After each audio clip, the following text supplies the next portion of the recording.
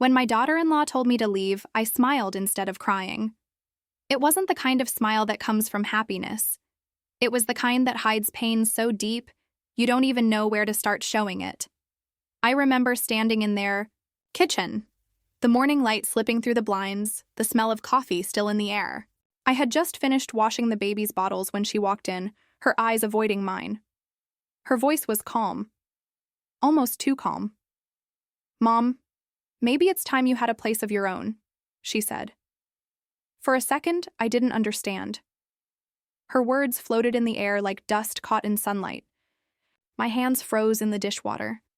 My heart started to beat in a slow, heavy rhythm that seemed to echo off the walls. I turned toward her, searching her face for warmth, the warmth she used to have when she'd call me Mom. But all I saw was distance. The kind that grows quietly between people who once shared the same table, the same laughter, the same dreams. My son wasn't home. He was at work. And maybe that was for the best. Because if he'd been there, I'm not sure I would have been able to hold that smile. I wanted to ask why. I wanted to say, "I helped raise your child. I cook your meals. I never asked for anything." But the words stayed stuck somewhere between my chest and my throat. So instead, I dried my hands, nodded slowly, and said, "All right." She looked surprised. Maybe she expected a fight. Maybe she expected tears. But I had no strength left for either.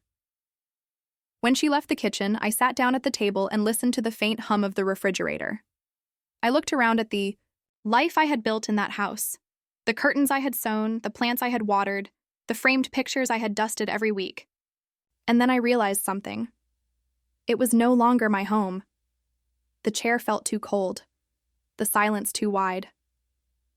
So I sat there, staring at the sunlight on the floor, and whispered to myself, "It's all right. Maybe it's time." But deep inside, I knew it wasn't all right. Not yet. That moment was the beginning of everything that came after. The loneliness, the understanding, and eventually, the quiet kind of peace that only comes when you stop waiting to be loved the same way again.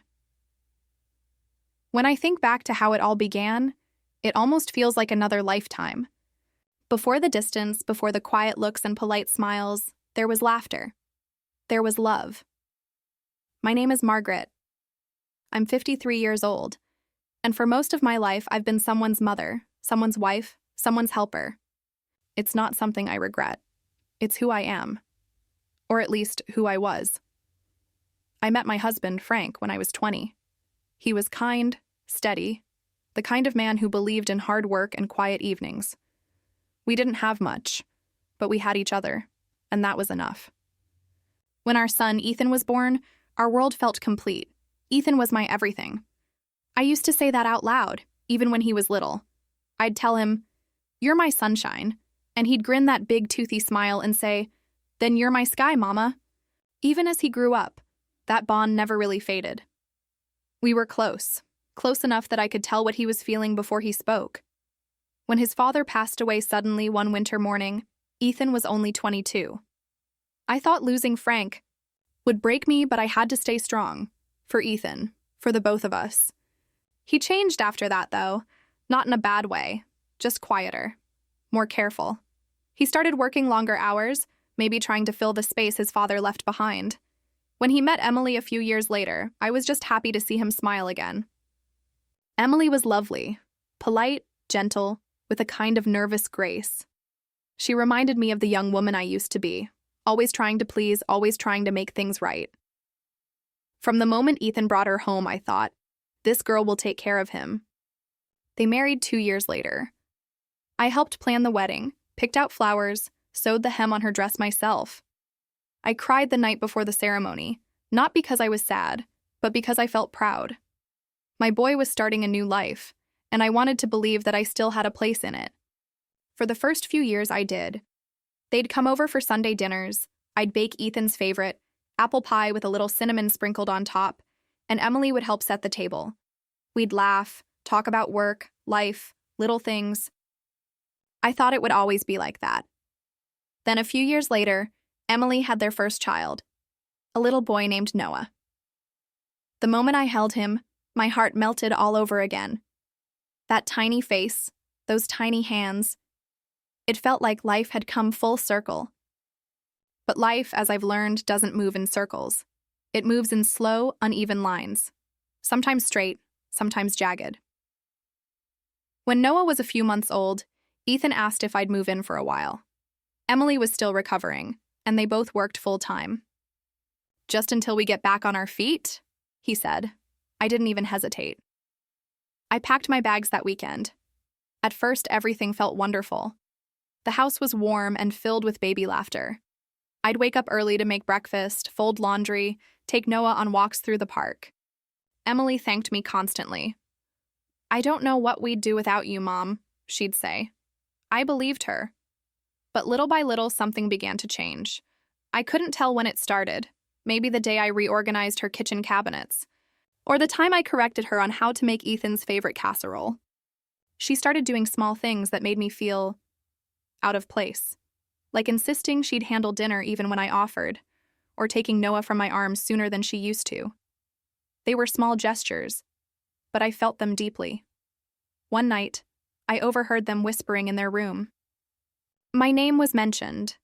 The tone wasn't kind. I remember sitting in the hallway, the dim light from the lamp flickering on the wall. My hands trembled as I clutched the edge of my robe. I couldn't make out every word, but I heard enough. "She means well," Ethan said softly. "She's just everywhere. Maybe she needs her own space again." Emily's voice followed, tired and heavy. "I know. I just wish she'd see it." That night, I didn't sleep. I lay awake thinking about how easy it is for love to turn into obligation. How sometimes, even when you give everything, people start to see you as part of the furniture. Always there, always helping, but never quite belonging. I told myself not to take it personally. I told myself it was just stress, that they were young, overwhelmed. And maybe I was a little too much. Maybe I hovered, maybe I spoke too often about how we used to do things. But deep down, I knew something had shifted. Still, I stayed. Not because I didn't have anywhere else to go, but because I wanted to believe that time would fix it, that my son still needed me, that maybe one morning I'd wake up and everything would feel the same again. Days turned into months. Noah started walking, then talking. Emily went back to work. Ethan was busier than ever. The house that once buzzed with conversation became quieter, and my presence felt heavier. Sometimes Emily would come home and sigh when she saw me folding laundry. She'd smile politely, but I could tell her smile was practiced. And sometimes when Ethan kissed me on the cheek before bed, I could feel the guilt behind it. I still cooked their dinners. I still took care of Noah. But I started to do it more quietly, almost invisibly. Because when you start to sense you're not wanted, you learn how to make yourself smaller. And yet even then I stayed, hoping, wishing, waiting for something that I couldn't quite name. Until the day she finally said the words I'd been dreading. It was a Sunday morning, the kind that used to be my favorite. I woke early as I always did. The house was still, sunlight barely peeking through the curtains. I moved around the kitchen quietly, humming to myself, preparing breakfast for everyone. Pancakes, scrambled eggs, and bacon, just the way Ethan liked when he was a boy. I could still picture him running down the hallway in his pajamas, hair sticking up, his small voice shouting, "Pancakes, Mama!" That memory alone made me smile. But that morning, as the smell filled the air, I heard the soft creak of their bedroom door open. Emily walked in, holding Noah in her arms. She looked tired. Not the kind of tired that comes from sleepless nights, but from something deeper. "Oh," she said softly, stopping by the kitchen counter. "You already made breakfast?" "Yes," I said cheerfully. "I thought I'd surprise everyone. Pancakes today." She forced a smile. "That's sweet, but..." Ethan wanted to try a new diet. "We were going to have smoothies this morning." I paused, spatula still in hand. "Oh, I didn't know that," she nodded, brushing a loose strand of hair behind her ear. "Yeah, we talked about it last night." There was no malice in her voice, but her words landed heavier than she probably meant them to. I looked down at the plate of warm pancakes, golden, fluffy, made with love, and felt a quiet ache in my chest. I'll just set these aside, I said, smiling faintly. Maybe Noah will have some later. She nodded, said thank you, and went to the blender. The sound of it whirring filled the silence that settled between us. It was a small thing, just breakfast, but it marked the start of a pattern I couldn't ignore anymore, the little things that hurt. Quietly, days began blending into each other. Emily and I spoke less. Our conversations became polite, short, filled with empty smiles. I'd offer to help with dinner. She'd say, "It's okay, I've got it." I'd fold laundry. She'd unfold it later to redo it her way. I'd clean the kitchen. She'd quietly wipe the counters again after me. Each time, I told myself it didn't matter. She was just particular. She liked things a certain way. But I couldn't shake the feeling that my being there made her uneasy. Ethan noticed, of course. He wasn't blind to it. But he was caught between two women he loved, his mother and his wife. Sometimes I'd catch him glancing between us at dinner, his jaw tight, eyes heavy. I knew that look, the same one Frank used to wear when he didn't know how to fix something without breaking something else. One evening, after Emily went upstairs, Ethan lingered in the kitchen. I was wiping the table. He stood there, hands in his pockets, searching for words. "Mom," he said quietly, "you've done so much for us." "You know that, right?" I smiled. Of course, he hesitated. Emily's just adjusting. It's hard for her, balancing work and Noah and me, I finished softly. He looked at me, guilty, but silent. I placed the rag down, sighed, and said, "Ethan, you don't have to explain. I understand. She's young. She wants to do things her way. It's her home." He reached out and touched my shoulder. "It's your home too, Mom." I wanted to believe that. But deep down, I knew those words were just kindness, not truth. A few weeks later, it was Emily's birthday. I spent the whole day preparing a little surprise, her favorite lemon cake with white frosting and candied slices on top. I even bought a small gift, a scarf she'd once admired in a magazine. I waited for her to come home, the cake sitting proudly on the table. When she walked in, I greeted her with a smile. "Happy birthday, sweetheart." She blinked, surprised. "Oh, you didn't have to do all this." "I wanted to," I said softly. "You deserve it." Before she could reply, Ethan walked in behind her carrying a box. "Guess what? I ordered your favorite dessert from that new bakery downtown." He set it beside mine, a perfectly decorated red velvet cake. "Oh, honey, that's so thoughtful," she said, hugging him. I stood there smiling even as my cake sat untouched. They sliced his cake first. Everyone laughed, talked, took pictures. Mine stayed where it was, the frosting starting to melt a little at the edges. Later that night, when everyone was asleep, I quietly wrapped the uneaten cake and placed it in the fridge. I didn't cry, I just stood there for a long while, staring at the soft yellow color through the glass. It wasn't about the cake. It was about the feeling of being invisible, of giving so much and slowly fading into the background. It happened on a rainy Thursday afternoon. Emily had taken the day off work. Noah was playing in the living room while I folded his tiny clothes on the couch. The TV was on, though no one was really watching. I heard Emily moving around the kitchen, drawers opening and closing with more force than usual. "Everything okay?" I asked. She sighed. "I can't find the baby bottles. I had them organized in the left cabinet, but now they're all mixed up." "Oh," I said gently. "I moved them yesterday when I cleaned. I thought it'd be easier to reach them." "You thought," she interrupted, turning toward me. Her tone wasn't loud, but it was sharp. "You always think you know better, Margaret. But this is my kitchen. I have a system." I froze, the tiny onesie still in my hands. For a moment, the only sound was the rain tapping against the window. Then softly, I said, "You're right. I'm sorry. I'll put them back." She sighed again, rubbing her temples. "No, I'll do it.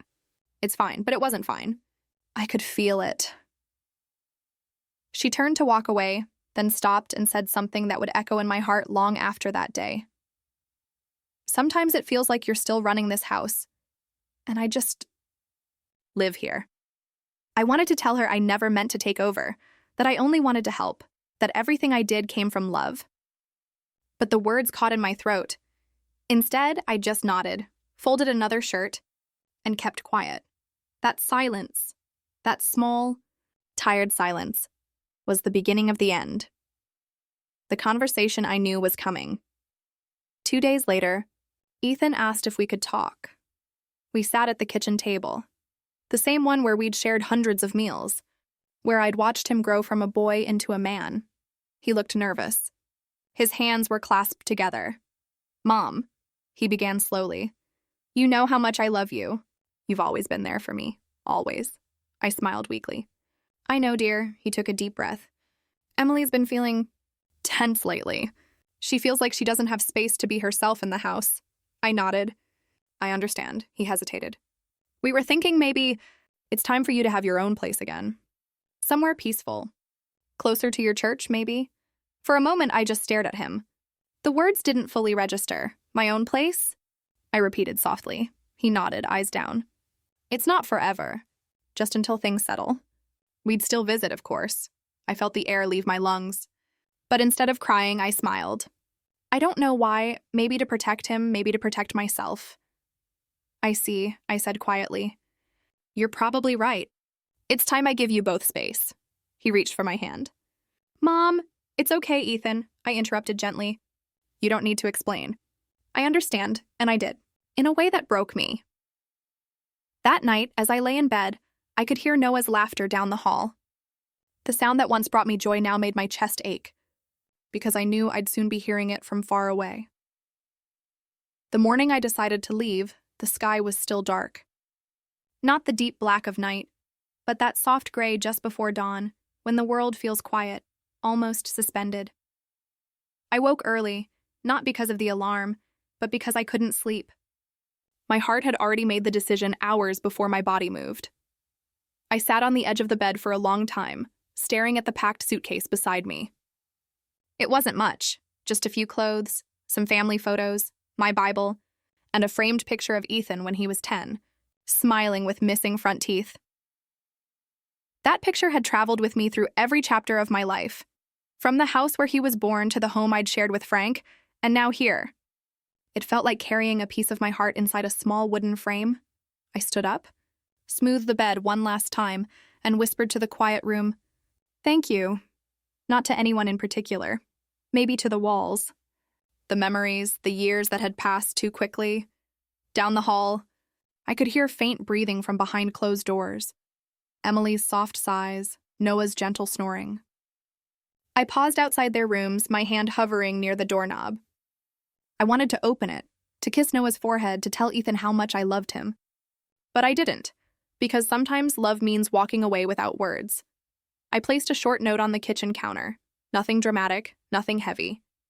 Just simple words written in my neatest handwriting. "Ethan, Emily, thank you for letting me be part of your home. I think it's time I give you space to grow together. Please don't worry about me. I'll be fine. Love, Mom." I stood there for a while, staring at the note, then turned off the lights and stepped outside. The air was cold and still. Dew clung to the grass. I pulled my shawl tighter around my shoulders and began walking toward the bus stop, suitcase wheels clicking softly against the pavement. The neighborhood was waking up. Faint sounds of coffee machines. Car doors, birds beginning to sing.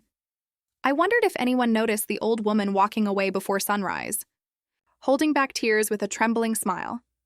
When the bus came, I climbed aboard and sat near the window. As it pulled away, I caught one last glimpse of the house, the place I had once called home, now just a memory wrapped in silence. I found a small apartment a few towns away, nothing fancy but warm and clean. It overlooked a tiny park where children played in the afternoons. The first few days were strange. The silence felt heavy, like a blanket I couldn't shake off. I'd wake up expecting to hear Noah's laughter or the sound of Emily's footsteps in the kitchen, or Ethan calling, "Morning, Mom," but all I heard was the hum of the refrigerator. Still, I kept myself busy. I rearranged the furniture. I planted herbs on the windowsill, basil, mint, and rosemary. I joined a small church nearby, where people greeted me with kind smiles and warm handshakes. And slowly, the ache inside me softened. Some evenings, I'd make myself a cup of tea and sit by the window, watching the sun dip below the trees. I'd whisper small prayers, not asking for anything, just thanking God for another day. But no matter how peaceful I tried to feel, there was still a quiet emptiness that lingered. Not bitterness, not anger, just longing for family dinners, for laughter echoing down the hallway, for the little boy who once held my hand and said, "Don't ever leave me, Mom." Weeks turned into months. Ethan called once or twice, polite, short conversations. "Hey, Mom, how are you?" "I'm fine, dear." "How's Noah?" "Oh, he's growing fast." "You should see him. I'd love to." "Yeah, maybe soon." And that was it. I could tell he missed me, but something, guilt, perhaps, kept him distant. I didn't blame him. I knew he was torn between love and loyalty. Sometimes late at night, I'd imagine Emily standing beside him, hesitating before asking, "Should we invite her?" And maybe he'd say, "Not yet. Let's give it time." That thought hurt, but I always reminded myself, love isn't measured by presence alone.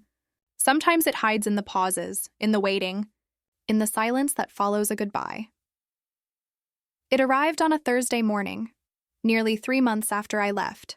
I found it in my mailbox, tucked between a grocery flyer and a church bulletin. The envelope was plain, my name written in familiar handwriting. Ethan's. For a moment, I just held it, my heart thudding softly. Inside, there was a folded piece of paper and a drawing, a colorful scribble that could only have come from Noah. I unfolded the letter. "Mom, I don't know how to start this. Emily and I have been talking a lot lately, and there are things I need to say. Things I should have said before. When you left, the house didn't feel peaceful like we thought it would. It felt empty. The mornings were too quiet. The pancakes didn't taste the same. Emily misses you too, even if she hasn't said it out loud. She keeps the scarf you gave her in her drawer. Noah asks about you every night. He says, 'Where's Grandma?' She makes the best bedtime stories. Mom, I'm sorry. I should have stood up for you. I should have made things right. We want you back. Not because we need help, but because we miss your love. Please come home when you're ready. Love, Ethan." I sat there, holding that letter in trembling hands. My vision blurred, not from sadness, but from something I hadn't felt in a long time. Relief. I read it over and over until the words began to blur together. And then, for the first time in months, I allowed myself to cry. Not quietly this time, but freely. The kind of tears that wash away the weight of old pain. A week later, I stood outside their home again, suitcase in hand, the same way I'd left. The house looked the same, yet somehow different. The front door was open, and before I could even knock, Noah came running out, arms wide, shouting, "Grandma!" I knelt down, hugging him so tight I could feel his little heart beating against mine. Ethan appeared behind him, eyes glistening, and Emily stood beside him, hesitant but smiling. "Hi, Mom," Ethan said softly. I smiled through tears. "Hi, sweetheart," Emily stepped forward, voice trembling. "Margaret." "I'm sorry. For everything. You were right. You were only trying to help." I was too proud to see it. I shook my head. "No, Emily, you were just trying to make a home your way. I understand that now," she wiped her eyes. "Can we start over?" I reached out and hugged her. "Of course, dear. Family always gets another chance." That evening, we sat around the same kitchen table, the one that had seen tears, silence, and now, laughter. I didn't cook that night. Emily did. She insisted. But this time, she asked me to sit beside her, to taste the sauce, to tell her if it needed more salt. Ethan played with Noah in the living room, and for the first time in a long while, I felt peace. Real. Steady peace. Not everything was perfect. It never would be, but that was okay. Families aren't perfect. They're just people who keep trying to love each other, even after the hurt. The days that followed my return felt like stepping into a familiar dream, one where everything looked the same but felt subtly different. The sunlight still poured through the kitchen window in the mornings, and Noah still ran through the house in tiny socks, his laughter echoing against the walls. But there was something softer now, an ease that hadn't been there before. No one tiptoed around emotions anymore. We didn't try to pretend everything was fine. Instead, we spoke gently, honestly, even when the words were hard to say. One evening, while I was folding laundry in the living room, Ethan sat beside me. His voice was quiet when he spoke. "Mom, I don't think I ever told you how much you did for us." I smiled faintly. "You don't have to." He shook his head. "No, I do. You carried us through so much. You helped raise Noah, helped Emily when she was struggling. You kept this family steady. I didn't see it until you were gone." I looked at him, really looked at him. My grown son, with the same soft eyes he had as a boy. Sometimes people don't see what's right in front of them until it's missing, I said softly. That's life, Ethan. I've done it too. He nodded, eyes glistening. I'm sorry for letting it get that far. I reached out and held his hand. We all learn at our own pace. What matters is that we find our way back. Emily changed too. It wasn't immediate, but it was steady, genuine. She began to ask for my help again, but never out of obligation. It was different now. One morning, she stood in the kitchen staring at a recipe book. Margaret, she said, biting her lip. How do you make your chicken soup taste so comforting? I chuckled. A little extra time, a bit of patience, and always stir it with love. She smiled, that same nervous smile she had when we first met, but now there was warmth in it. Teach me? So we cooked together, side by side. The kitchen filled with the soft sounds of simmering broth, the smell of herbs, the laughter that comes from two women finally seeing each other as people, not as roles to fill. That night, Emily said something that stayed with me.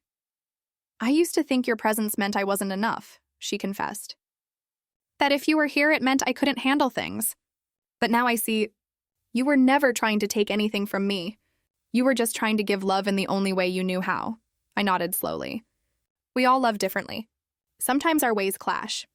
But love is love even when it gets misunderstood. She reached over and squeezed my hand. Thank you for coming back. Thank you for opening the door, I replied. As the weeks turned into months, life found its rhythm again. But it wasn't like before, and I was grateful for that. I didn't move back in permanently. I spent part of the week with them, helping with Noah, and the rest in my little apartment. It felt like balance, the kind I hadn't known I needed. When I was home alone, I found joy in small things, watering my plants, reading by the window, taking long walks in the park. For so long, I had defined myself by being needed. But now I was learning that I could exist just for me, that I could still love deeply without giving up who I was. Sometimes Emily would call me in the evenings just to chat. Noah made a card for you, she'd say, or we miss you. Come by this weekend? And every time my heart swelled, because this time they didn't ask from guilt. They asked from love. One quiet afternoon, as golden light poured through the window, I sat down with a cup of tea and decided to write a letter, not to anyone else, but to myself. Dear Margaret, you've spent your life caring for others, your husband, your son, your family. You've loved with every piece of your heart. But now it's time to love yourself the same way. You are not less because you live alone. You are not forgotten because you stepped away. You are whole, even when no one calls. You've learned that forgiveness doesn't erase the pain, but it makes space for peace. You've learned that sometimes, the best way to bring people back is to let them go first. And most of all, you've learned that home isn't a place. It's the people who still hold your heart. Even from afar, love yourself. When I finished, I folded the letter neatly and placed it in a small box beside my bed. A reminder for the days I might forget how far I'd come. A few months later, I visited again. The air was cool and crisp, autumn leaves swirling across the yard. Noah ran up and hugged my knees the moment I stepped out of the car. Grandma, he beamed, I drew you something. He held up a crayon drawing. A house, 3 stick figures, a sun in the corner. That's me, Mommy, Daddy, and you, he explained proudly. We're all together again. I knelt down, tears stinging my eyes. It's beautiful, sweetheart. Ethan came over, resting a hand on my shoulder. He wanted to draw it the moment he heard you were coming. I smiled. Kids have a way of reminding us what really matters. Inside, the smell of baked apples filled the air. Emily had made pie, my old recipe. She handed me a plate and said, It's not as good as yours, but I tried. I laughed softly. It's perfect, Emily.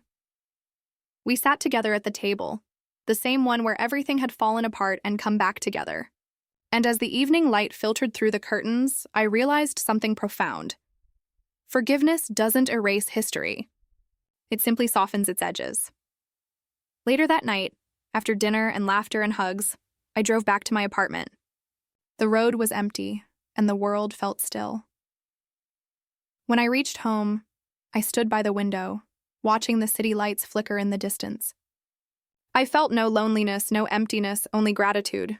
Gratitude for love that had faltered but never disappeared. For the courage to leave and the grace to return.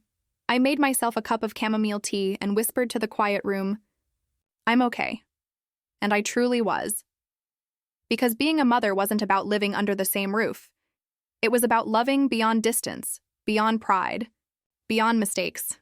It's been almost a year since that morning, the one when I walked away with a single suitcase and a heart full of questions. Now, when I look back, I don't see the pain first anymore. I see the growth, the quiet strength that came from stepping into the unknown, the peace that followed once I stopped waiting to be needed and started learning to simply be. My days have become beautifully ordinary. I wake early, open the windows, and let the morning breeze fill my apartment. I water my plants, brew a small pot of coffee, and watch the sunlight spill across the floor. Sometimes I think about how strange it is, how something that once felt like the end of the world turned out to be the beginning of another life. I still visit Ethan and Emily often. Not every day, not every week, but often enough that Noah runs into my arms the moment he sees me. We share dinners, small celebrations, and slow Sundays that feel like old times but without the tension. The love between us is quieter now, gentler, freer. It doesn't demand or expect. It just is. One afternoon, Emily and I sat on the porch watching Noah chase butterflies in the yard. The light was golden and the air smelled faintly of cut grass and apple pie. She turned to me and said, "I used to think that being strong meant not needing anyone. But I've learned that strength is also saying, I was wrong." I smiled. "And forgiveness," I added, "is saying, it's okay." She nodded slowly.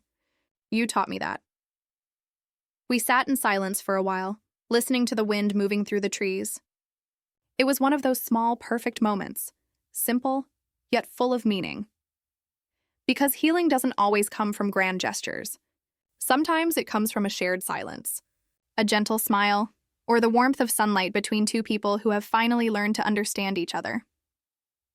That night, when I returned home, I took out Ethan's letter, the one that had brought me back. The paper was worn now, edges soft from being read too many times. I unfolded it slowly and read the last line again. "Please come home when you're ready." And I realized that I had come home, not just to their house, but to myself. Home wasn't walls or rooms or even the sound of laughter. Home was the peace inside my heart, knowing that love had found its way back, not as it was before, but as it was meant to be. I placed the letter back in its envelope and smiled. A few days later, I wrote something new. Another letter. This time, not out of pain, but gratitude. "My dearest Ethan and Emily, thank you for giving me the space to find myself again. I came back not because I needed to, but because I wanted to. We've all changed, and that's a good thing. I'm proud of who we've become, of the home you've built, of the love that now breathes freely between us. Remember this: family isn't about living under one roof. It's about keeping the door open no matter how far someone walks. Love always." Mom, I sealed the envelope and placed it in my drawer, not to send, but to remind myself that some messages are meant just for the heart. Now, I spend my evenings sitting by the window watching the sunset. The sky always looks different, sometimes golden, sometimes soft pink, but it always fades gently into night. And I've learned that love is a lot like that sunset. It changes color, it softens, but it never truly disappears. When I close my eyes, I hear echoes of laughter, small footsteps, and the quiet voice of my son saying, "Mom, thank you for coming back." I smile, because the truth is, I never really left. I just needed time to find my way home again. Love isn't always loud. Sometimes it's found in distance, in silence, in the courage to walk away so hearts can learn to reach for each other again. And forgiveness, real forgiveness, isn't about forgetting the hurt. It's about remembering it without pain. As I sip my tea and watch the stars blink awake, I whisper softly to myself, "I did my best, and that's enough."